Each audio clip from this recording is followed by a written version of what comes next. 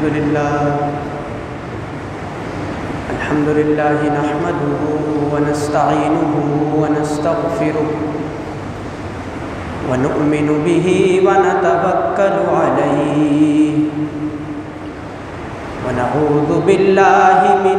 شرور أنفسنا ومن سيئات أعمالنا من يهده الله فلا مضل له ومن يضلله فلا هادي له ونشهد أن لا إله إلا الله وحده لا شريك له ونشهد أن سيدنا وسندنا ونبينا ومولانا محمدًا صلى الله عليه وعلى آله وأصحابه وبارك وسلم تسليمًا كثيرا أما بعد فأعوذ بالله من الشيطان الرجيم بسم الله الرحمن الرحيم وما خلقت الجن والإنس إلا ليعبدون وقال تعالى في سورة الحجر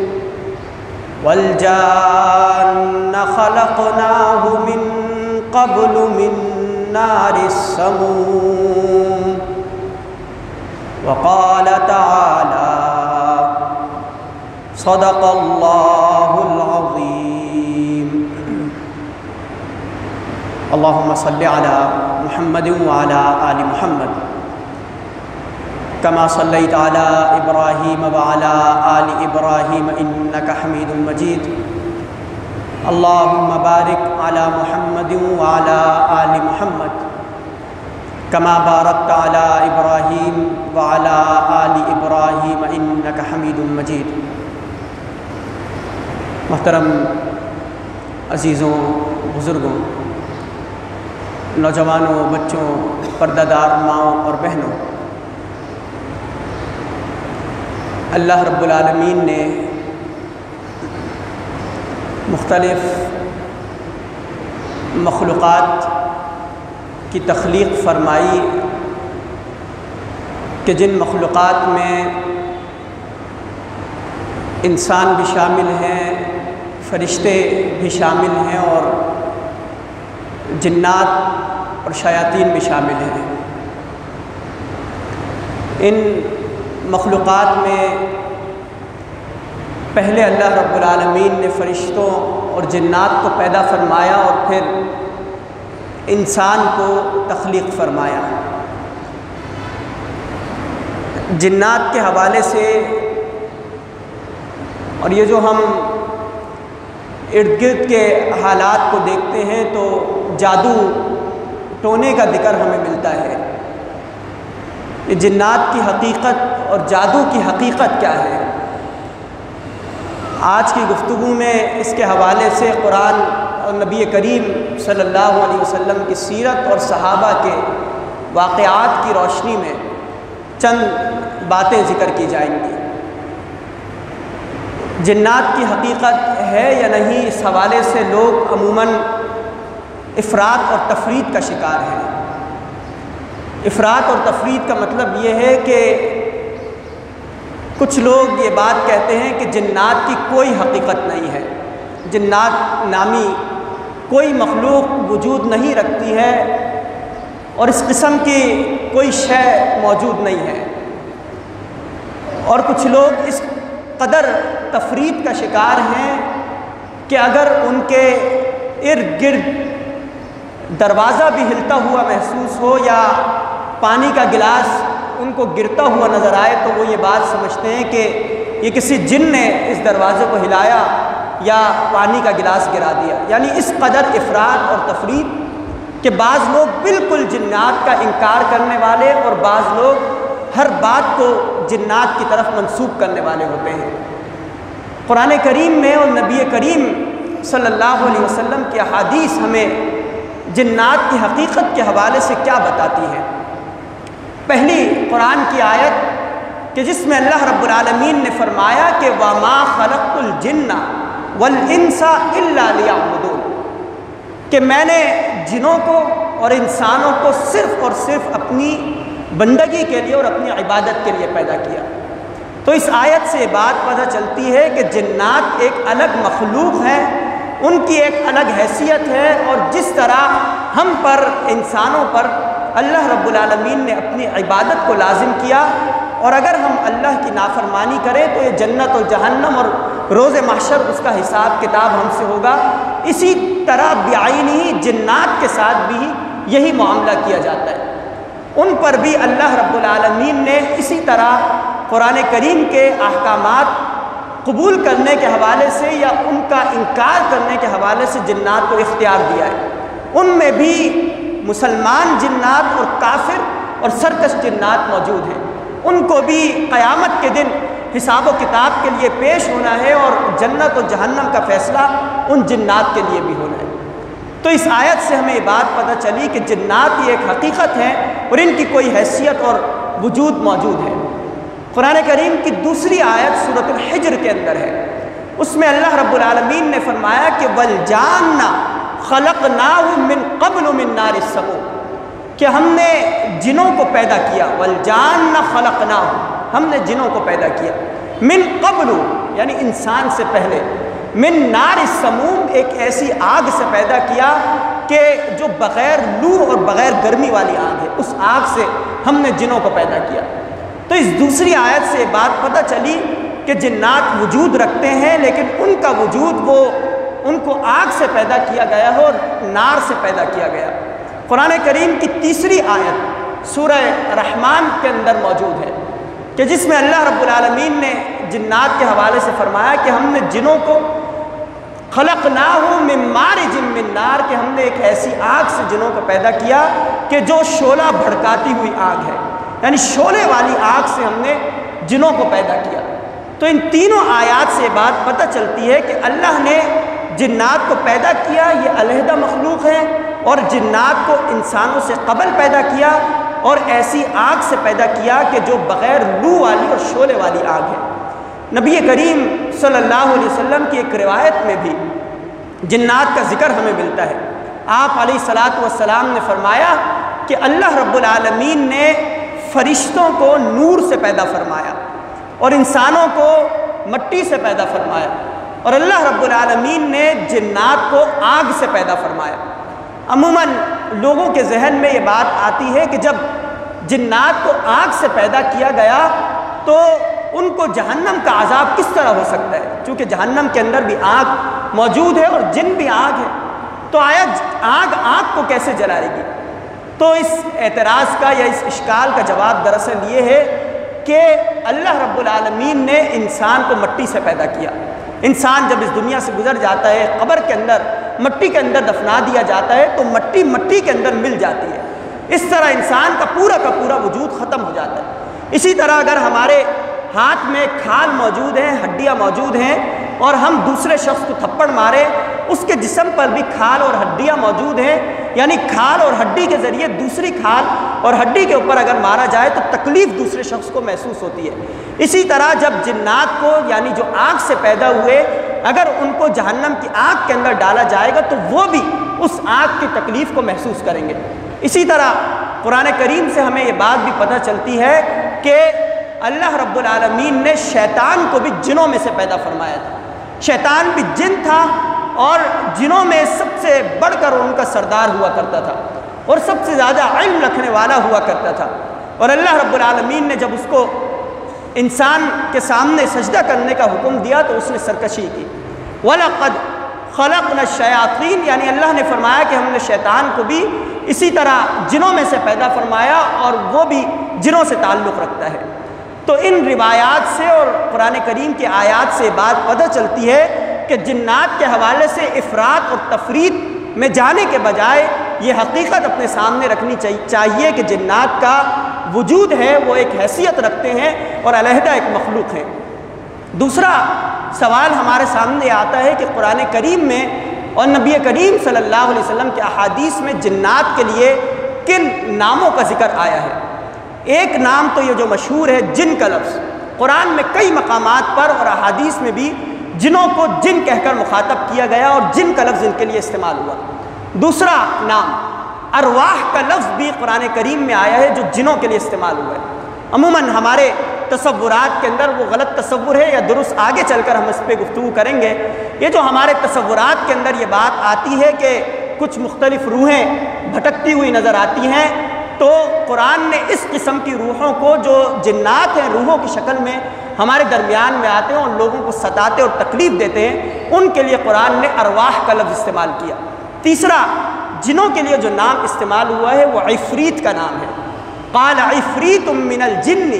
یہ جو سلیمان علیہ السلام کا واقعہ ہے کہ انہوں نے کہا تھا کہ کون سی ایسی مخلوق ہے، کون سا ایسا شخص ہے یا کون سا ایسا جن ہے جو پلک جھپکنے سے پہلے ملکہ سبا کا تخت ہمارے سامنے لا کر پیش کر دے، تو اس جن کا نام عفریت قرار دیا گیا، یعنی ایک طاقتور جن ہوا کرتا تھا، عفریت اس کا نام تھا۔ اور چوتھا حدیث کے اندر لفظ آیا ہے خبث اور خبائث کا،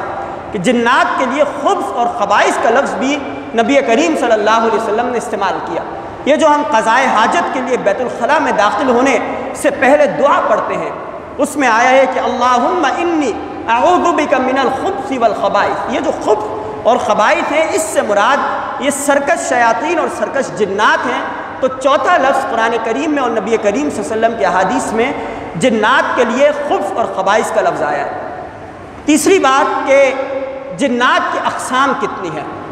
نبی کریم صلی اللہ علیہ وسلم کی ایک روایت ہے، اس روایت میں آپ علیہ السلام فرماتے ہیں کہ جنات 3 طرح کے ہیں۔ جنات کی 3 اقسام اس حدیث میں نبی کریم صلی اللہ علیہ وسلم نے بیان فرمائی۔ پہلی قسم فرمائی کہ پہلی قسم کے جنات وہ ہوتے ہیں کہ جو اڑنے والے ہوتے ہیں، اس طرح اڑتے ہیں کہ پہلے آسمان تک، اتنی بلندی تک وہ اڑ سکتے ہیں، اور پہلے آسمان تک پہنچ کر کان لگا کر وہ آسمان سے اوپر جو مخلوق ہے یعنی فرشتے ہیں ان کی باتوں کو سنتے ہیں اور ان کی باتوں کو لے کر زمین پر آتے ہیں۔ تو اللہ رب العالمین نے ان کے لیے کچھ شعلوں کو اور کچھ گولوں کو مقرر کر دیا کہ جب بھی وہ جنات آسمان پر جاتے ہیں کان لگا کر سننے کے لیے، تو وہ گولے اور وہ شعلے ان کو جلا کر راکھ کر دیتے۔ تو یہ پہلی قسم ہے جنات کی جو اڑنے والے ہوتے ہیں۔ دوسری قسم نبی کریم صلی اللہ علیہ وسلم نے بیان فرمایا کہ دوسری قسم کے جنات وہ ہیں کہ جو شکلوں کو تبدیل کرتے ہیں، کبھی انسان کی شکل میں سامنے آتے، کبھی کسی جانور کی شکل۔ عموماً ایک روایت میں نبی کریم صلی اللہ علیہ وسلم نے فرمایا کہ کتا اور سانپ، ان 2 جانوروں کی شکل عموماً جنات اختیار کرتے ہیں، کتا اور سانپ کی شکل۔ تو دوسری قسم کے جنات وہ ہیں جو شکلوں کو تبدیل کرتے ہیں، کبھی انسانی شکل میں اور کبھی جانوروں کی شکل میں ہمارے سامنے آتے ہیں۔ ایک واقعہ آتا ہے حضرت ابو ہریرہ رضی اللہ تعالیٰ عنہ، مشہور صحابی ہیں، ان کے حوالے سے واقعہ، ان کے ساتھ یہ واقعہ پیش آیا۔ وہ فرماتے ہیں کہ رات کا وقت تھا، میرے پاس کچھ کھجوریں موجود تھیں، تو ایک جن آیا اور اس نے ان کھجوروں کو چوری کرنے کی کوشش کی۔ میں نے اس جن کو پکڑا اور اس سے کہا کہ تم یہ کھجوریں کیوں چوری کر رہے ہو؟ تو اس نے مجھے جواب دیا اور میرے سامنے بہت رویا، اور اس طرح اس نے بیان کیا کہ میں بہت زیادہ غریب ہوں اور میرے پاس کھانے پینے کے لیے کوئی چیز موجود نہیں ہے، میرے بیوی بچے وہ بھوکے اور پیاسے ہیں، لہذا تم مجھے چھوڑ دو، آئندہ میں تمہارے پاس نہیں آؤں گا۔ تو حضرت ابو ہریرہ فرماتے ہیں کہ میں نے اسے چھوڑ دیا، وہ چلا گیا۔ اگلے دن صبح فجر کی نماز کے بعد میں نے نبی کریم صلی اللہ علیہ وسلم کے سامنے ذکر کیا کہ یا رسول اللہ، رات کو ایسا واقعہ پیش آیا، ایک شخص آیا، میری کھجوریں چوری کی اور اس طرح کا پورا واقعہ پیش آیا۔ تو نبی کریم صلی اللہ علیہ وسلم نے فرمایا کہ اس نے تم سے جھوٹ بولا، وہ آج پھر آئے گا۔ تو حضرت ابو ہریرہ فرماتے ہیں کہ میں انتظار کرنے لگا کہ رسول اللہ نے کہا ہے تو یقیناً وہ آئے گا۔ رات آئی، رات کو دوبارہ سے وہ کھجوروں کے پاس آیا، دوبارہ سے میری کھجوروں کو اس نے چوری کرنے کی کوشش کی۔ میں نے پھر اسے پکڑ لیا اور اس سے کہا کہ تم یہ کیوں چوری کرتے ہو، اور وہی باتیں اس نے دوبارہ دہرائیں کہ میرے بیوی بچے وہ بھوکے ہیں، میں بہت زیادہ غریب ہوں، کھانے پینے کے لیے کوئی چیز میرے پاس موجود نہیں ہے۔ تو حضرت ابو ہریرہ نے پھر اسے چھوڑ دیا۔ پھر اگلے دن جب فجر کی نماز کا وقت ہوا تو نبی کریم صلی اللہ علیہ وسلم سے پھر ملاقات ہوئی۔ حضرت ابو ہریرہ نے پھر فرمایا کہ یا رسول اللہ، وہ دوبارہ آیا تھا اور یہ واقعہ پیش آیا۔ تو نبی کریم صلی اللہ علیہ وسلم نے فرمایا کہ اس نے جھوٹ کہا، وہ آج پھر آئے گا۔ تو تیسرا دن دوبارہ سے رات کے وقت وہ جن کھجوریں چوری کرنے کے لیے آیا۔ حضرت ابو ہریرہ رضی اللہ تعالیٰ عنہ نے اسے پکڑا اور کہا کہ آج تو میں تمہیں نہیں چھوڑوں گا، نہیں جانے دوں گا، آج میں ضرور تمہیں پکڑ کر نبی کریم صلی اللہ علیہ وسلم کے حوالے کروں گا، آج کسی صورت تمہیں نہیں چھوڑوں گا۔ تو اس جن نے حضرت ابو ہریرہ رضی اللہ تعالیٰ عنہ سے کہا کہ میں تمہیں ایک بات بتاتا ہوں، انتہائی قیمتی بات، اگر تم نے اس عمل کا اہتمام کیا تو تم پورا دن، شام میں، صبح کے وقت، رات کے وقت جنات اور جادو اس قسم کے اثرات سے محفوظ رہو گے۔ اگر تم یہ بات کہتے ہو کہ نبی کریم صلی اللہ علیہ وسلم کے حوالے مجھے نہیں کرو گے تو یہ عمل میں تمہیں بتاؤں گا۔ تو حضرت ابو ہریرہ فرماتے ہیں کہ میں راضی ہو گیا، میں نے اس سے کہا کہ ٹھیک ہے بتاؤ۔ تو اس نے کہا کہ تم صبح شام آیت الکرسی کا اہتمام کیا کرو، آیت الکرسی اگر تم نے پڑھی تو تم میرے فتنے سے بھی محفوظ ہو جاؤ گے اور تمام جنوں کے فتنوں سے محفوظ ہو جاؤ گے۔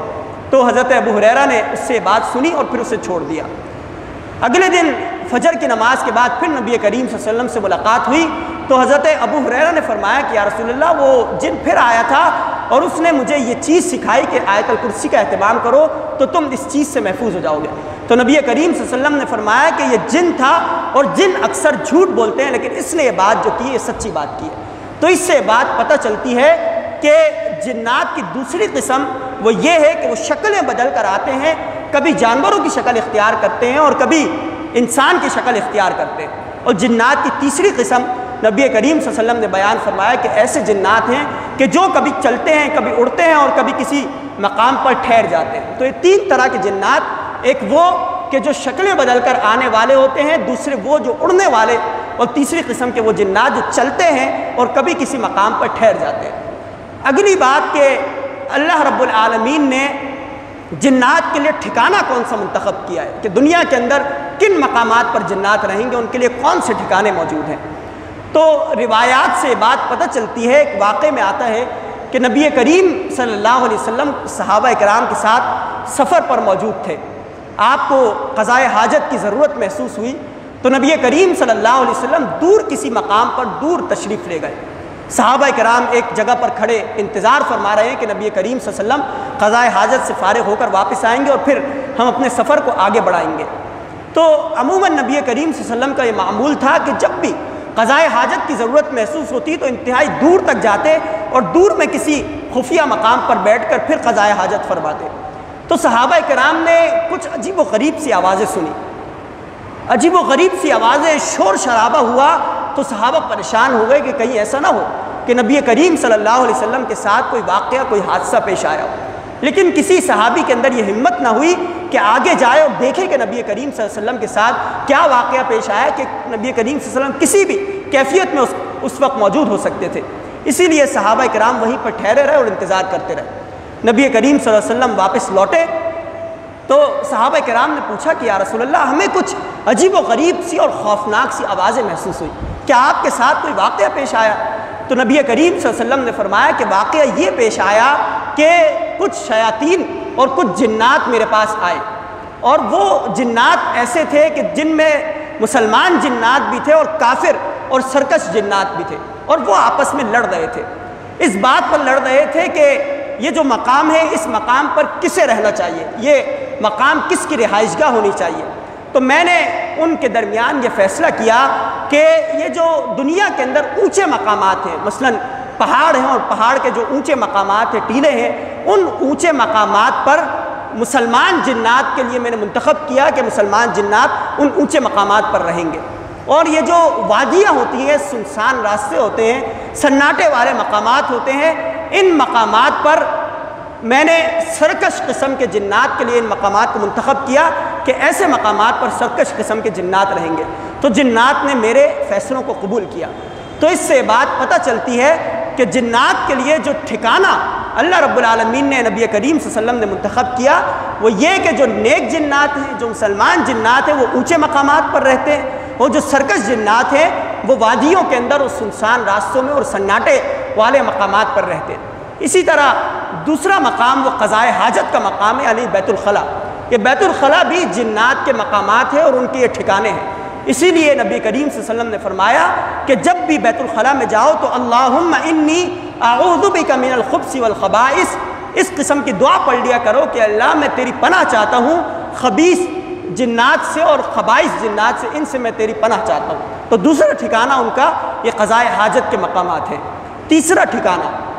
ایک روایت میں نبی کریم صلی اللہ علیہ وسلم نے فرمایا کہ وہ گھر کہ جب بندہ جس گھر سے نکلے اور اس گھر کے اندر بسم اللہ پڑھ کر تالا نہ لگائے تو ایسے مقام پر جنات آ کر بسیرا کرتے اور ٹھہر جاتے ہیں۔ اور ایک روایت میں نبی کریم صلی اللہ علیہ وسلم نے فرمایا کہ جس گھر کے اندر بسم اللہ پڑھ کر تالا نہ لگایا جائے یا بسم اللہ پڑھ کر اس گھر کو کھولا نہ جائے تو جنات یہ بات کہتے ہیں کہ آج تو ہمیں ایک ٹھکانہ مل گیا اور رہنے کے لیے ایک رہائش گاہ مل گئی۔ اسی طرح وہ کھانا کہ جس کھانے پر بسم اللہ نہ پڑھی جائے اور بسم اللہ پڑھ کر اس کھانے کو نہ کھایا جائے تو جنات یہ بات کہتے ہیں کہ آج ہمیں پیٹ بھرنے کے لیے بھی غذا مل گئی، وہ کھانا جو ہے جنات کا کھانا بن جاتا ہے۔ تو تیسرا مقام وہ ایسے گھر ہیں کہ جن گھروں کو اگر تالا لگائیں یا بند کریں یا آپ اپنے کمرے کو بند کریں تو بسم اللہ پڑھ کر اور جب کھولیں تو بسم اللہ کا اہتمام کریں تو اس سے جنات اور شیاطین اور سرکش جنات یہ دور ہو جاتے ہیں۔ اور چوتھا ٹھکانہ عموماً قبرستان کے اندر یہ جنات اپنا بسیرا کرتے ہیں۔ اسی طرح یہ جو گندے اور ناپاکی کے مقامات ہوتے ہیں، کچرا کنڈی ہے، کوڑا کرکٹ کے جو مقامات ہیں، ان مقامات پر بھی جنات آتے ہیں اور اپنا بسیرا کرتے ہیں۔ اگلی بات کہ جنات کو اللہ رب العالمین نے کتنی طاقت عطا کی ہے، کس قدر ان کے پاس قوت موجود ہے۔ تو جنات کو جو طاقت اللہ نے عطا کی، جس طرح جنات کے اقسام میں ہم نے بیان کیا کہ ایک قسم کے وہ جنات ہیں جو اڑتے ہیں، تو اڑنے کی قوت اللہ رب العالمین نے اڑنے کی طاقت جنات کو عطا کی ہے۔ اسی طرح جنات اس قدر طاقتور ہوتے ہیں کہ حضرت سلیمان علیہ السلام نے جو مسجد اقصی کی تعمیر کروائی یہ جنات کے ذریعے کروائی۔ یعنی آج جو جدید مشینیں ہمارے پاس موجود ہیں ان مشینوں کے ذریعے بھی اس قدر بڑے اور وزنی پتھر کہ کوئی عمارت تیار نہیں کی جا سکتی جس طرح مسجد اقصی کی تعمیر کی گئی ہے۔ پوری مسجد اقصی اور اس کے ارد گرد کا جو احاطہ ہے، ارد گرد کے جو مقامات ہیں وہ جنات نے حضرت سلیمان علیہ السلام کے حکم سے تعمیر کیے۔ تو اس قدر طاقت اللہ رب العالمین نے ان کو عطا کی ہے۔ اسی طرح جنات کو طاقت بھی اللہ نے عطا کی کہ اللہ کے حکم سے وہ کسی کو تکلیف پہنچا سکتے ہیں، حتیٰ کہ وہ چاہیں تو کسی کا قتل بھی کر سکتے ہیں، لیکن اللہ کے حکم سے وہ کسی کا قتل کر سکتے ہیں۔ ایک واقعے میں آتا ہے، ایک صحابی کا واقعہ ہے، وہ کسی دور مقام پر تشریف لے جاتے ہیں قضائے حاجت کے لیے، تو ایک دیوار میں ایک سوراخ موجود ہوتا ہے، اس سوراخ کے اندر جنات کا بسیرا ہے، جنات کی رہائش گاہ ہے وہ سوراخ، اور سرکش قسم کے جنات ہیں۔ تو وہ صحابی اس سوراخ کے اندر پیشاب فرماتے ہیں، تو روایت اور واقعے میں بات آتی ہے کہ جنات جو ہے وہ تیر مارتے ہیں اور وہ تیر ڈائریکٹ صحابی کے دل کے اندر جا کر پیوست ہو جاتا ہے اور اس کی وجہ سے وہ صحابی انتقال کر جاتے ہیں۔ اس صحابی کا تعلق انصار کے قبیلے سے ہوتا ہے اور انصار کے ایک بڑے سردار ہوتے ہیں، غالباً حضرت سعد رضی اللہ عنہ ان کا نام ہوتا ہے۔ تو اس طرح پھر صحابہ کرام آتے ہیں، دیکھتے ہیں کہ ان کے ساتھ صحابی کے ساتھ کیا واقعہ پیش آیا، تو صحابہ کو کچھ آوازیں آتی ہیں اور آوازیں اس طرح کی ہوتی ہیں کہ آج ہم نے انصار کے ایک بڑے سردار کو قتل کر دیا، اس نے آ کر ہمارے مقام پر اور ہمارے سوراخ یا حجرے میں جو ہے پیشاب کیا، لہذا ہم نے اس کو قتل کر دیا اور تیروں کے ذریعے اسے مار دیا۔ تو اس طرح یہ روایت ہم تک پہنچی، صحابہ کرام نے اس آواز کو سنا اور وہ ہم تک پہنچایا کہ جنات جو ہیں، جو سرکش قسم کے شیاطین قسم کے جنات ہیں، وہ انسان کو نقصان پہنچا سکتے ہیں، اس قدر طاقت اللہ رب العالمین نے ان کو عطا کی ہے۔ تو اگر کسی شخص کے جسم پر جن قبضہ کر لے اور وہ عجیب و غریب سی حرکتیں، جس طرح کا جو کوئی جن ہوگا اس قسم کی وہ انسان حرکتیں کرنا شروع کر دے، تو جن نکالنے کا جو طریقہ قرآن و سنت سے ہمیں ملتا ہے، لیکن اس حوالے سے بات ذہن میں رکھنے کی ضرورت ہے کہ آپ کا قرآن پر اور سنت پر پختہ ایمان ہونا چاہیے۔ اگر آپ کا قرآن اور سنت پر پختہ ایمان نہیں ہے، آپ دیگر لوگوں کے پاس جائیں، پیروں کے پاس جائیں، فقیروں کے پاس جائیں، تعویذ گنڈوں کرنے والوں کے پاس جائیں اور آخر میں آپ قرآن کا سہارا لیں تو یہ درست نہیں ہے۔ اس طرح قرآن کا سہارا لینا یہ غلط ہو جائے گا۔ لہذا سب سے پہلی چیز یہ ہے کہ اگر آپ جنات کو کسی کے جسم سے نکالنا چاہیں یا بھگانا چاہیں تو قرآن و حدیث کا سہارا لیں تعویذ گنڈوں کے بجائے۔ اگر کوئی شخص تعویذ لیتا ہے اور تعویذ لٹکانے کی صورت میں جن بھاگ جاتا ہے، تعویذ اثر رکھتے ہیں اور اس سے جن بھاگ جاتا ہے، تو یاد رکھیں کہ عموماً لوگ کہتے ہیں کہ تعویذ اثر رکھتے ہیں لہذا ہم تعویذ کروائیں گے اور اس کے نتیجے میں جنات یہ بھاگ جائیں گے۔ تو نبی کریم صلی اللہ علیہ وسلم نے فرمایا کہ تعویذ اپنے گلے میں لٹکانا اس شرک کی طرح ہے۔ کیونکہ انسان پھر اللہ کے بجائے تعویذ پر یقین کرنا شروع کر دیتا ہے کہ اس تعویذ کی وجہ سے جو ہے یہ جن بھاگا یا انسان اس آفت سے اور اس پریشانی سے دور ہوا، اور اللہ پر ایمان جو ہے وہ کمزور پڑ جاتا ہے۔ اور شیطان تو دراصل چاہتا ہی یہ ہے، شیطان اور جنات تو دراصل چاہتے یہی ہیں کہ انسان جو ہے اللہ پر ایمان کے بجائے شرک کے اندر مبتلا ہو جائے، لہذا وہ اپنی تمام قوت و طاقت استعمال کرتے ہوئے جب بھی کوئی انسان تعویذ لٹکاتا ہے تو وہ جن جو ہے اس جسم کو چھوڑ دیتا ہے۔ قرآن و سنت سے جو بات ہمیں ملتی ہے وہ یہ کہ چند تسبیحات ہیں اور چند دعائیں اور آیات ہیں جن کا اگر ہم اس شخص کے پاس اہتمام کریں کہ جس کے جسم کے اوپر جن چڑھ چکا ہو تو وہ جن نکل جائے گا۔ پہلا مقام معوذتین ہے، یعنی یہ جو قرآن کے آخر کی 2 صورتیں ہیں، سورہ فلق اور سورہ ناس، ان دونوں صورتوں کا اہتمام کریں۔ جس شخص کے اوپر جن چڑھ گیا آپ اس کے پاس کھڑے ہوں، اگر ممکن ہو تو اس کے کان کے قریب، عموماً جب آپ اس کے سامنے پڑھیں گے تو وہ اپنے کان کو بند کر لے گا، تاکہ کیونکہ اس وقت جو ہے جس شخص کے اوپر جن چڑھا ہو اس کو بہت زیادہ مشکل اور تکالیف محسوس ہوتی ہے، اور وہ انتہائی عجیب سی کیفیت کے اندر آ جاتا ہے جب اس کے سامنے اللہ کا قرآن پڑھا جا رہا ہو۔ لہذا پہلا معوذتین کا اہتمام کریں، سورہ فلق کا، سورہ ناس کا، اور اسی طرح سورہ اخلاص کا بھی اہتمام کریں اور یہ پڑھ کر اس پر پھونک دیں۔ دوسرا آیت الکرسی، اور آیت الکرسی کے بعد کی جو 2 آیات ہیں ان دونوں آیات کو بھی آیت الکرسی کے ساتھ شامل کریں اور اسے پڑھ کر اس شخص کے اوپر پھونک دیں۔ اور تیسرا سورہ فاتحہ کا اہتمام کریں، سورہ فاتحہ پڑھ کر اس شخص کے اوپر پھونکیں۔ اور چوتھا مقام یہ جو سورہ بقرہ کی آخری آیات ہیں ان آیات کو بھی پڑھ کر اگر آپ پھونکیں گے، یعنی ان تمام اذکار کو اگر آپ پڑھ کر ان آیات کو پڑھ کر اس شخص پر پھونکیں گے اور اگر ممکن ہو تو اس کے کان کے قریب پڑھ کر اس کے اوپر پھونک دیں، تو اس صورت میں وہ یقین ہے اس بات پر کہ وہ جن ضرور بضرور جسم سے نکل جائے گا، اگر آپ کا اللہ پر پختہ یقین ہو اور قرآن پر پختہ یقین ہو۔ اگر یقین نہیں ہے تو پھر ایسا عمل آپ کو کوئی فائدہ نہیں دے گا، لیکن اگر یقین ہے تو یہ جن جو ہے انسان کے جسم کو چھوڑ دے گا۔ ہمارا جو دوسرا موضوع تھا وہ جادو کے حوالے سے تھا، لیکن وقت چونکہ کم ہے لہذا آئندہ ہم کبھی جادو اور اس کے اثرات اور اس کے حوالے سے جو شکایات ہمارے سامنے اور اعتراضات ہمارے سامنے موجود ہیں اس کا آئندہ چل کر ہم ذکر کریں گے۔ یہ جو پوری گفتگو کی گئی ہے جنات کے حوالے سے، اس کا خلاصہ یہ ہے کہ جنات حقیقت رکھتے ہیں، اور جس طرح اللہ رب العالمین نے انسان کو نیکی کرنے کا حکم دیا، ایمان لانے کا حکم دیا، اور انسان کے ساتھ جزا اور حساب کتاب کا مرحلہ ہوگا اور انسان کو یا تو جنت میں جہنم میں بھیجا جائے گا، اسی طرح وما خلقت الجن والانس الا لیعبدون، اسی طرح جنوں کو بھی اللہ رب العالمین نے اپنی عبادت کے لیے اور بندگی کے لیے پیدا کیا۔ تو جو جن اسلام لائے گا، اور ایک واقعے میں آتا ہے کہ جب نبی کریم صلی اللہ علیہ وسلم مکہ مکرمہ میں اسلام کی تبلیغ کرتے کرتے انتہائی پریشان ہو گئے اور لوگوں نے ایمان کو قبول نہیں کیا، تو نبی کریم صلی اللہ علیہ وسلم طائف کی طرف گئے، طائف کے لوگوں کو اسلام کا پیغام پہنچایا، انہوں نے بھی قبول نہیں کیا، انہوں نے گلیوں کے اوباش لڑکوں کو نبی کریم صلی اللہ علیہ وسلم کے پیچھے لگا دیا۔ تو نبی کریم صلی اللہ علیہ وسلم واپس جب لوٹ رہے تھے تو ایک مقام پر جنوں کا ایک قافلہ گزر رہا تھا،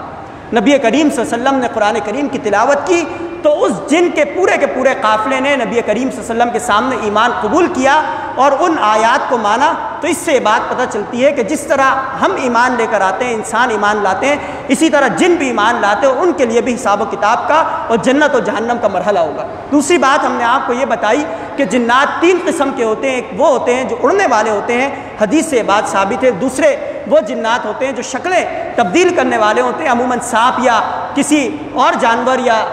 کتے کی شکل میں آتے ہیں اور عموماً انسان کی شکل میں بھی وہ آتے ہیں، اور تیسرے قسم کے وہ جنات ہوتے ہیں جو چلنے والے ہوتے ہیں۔ تیسری بات ہم نے آپ کو یہ بتائی کہ قرآن میں اور حدیث میں جنات کے لیے مختلف نام آئے ہیں، مثلا جن کا لفظ آیا ہے، ارواح کا لفظ آیا ہے، عفریت کا لفظ آیا ہے، اسی طرح خبث اور خبائث کا لفظ آیا ہے۔ چوتھی بات یہ بتائی کہ جنات کے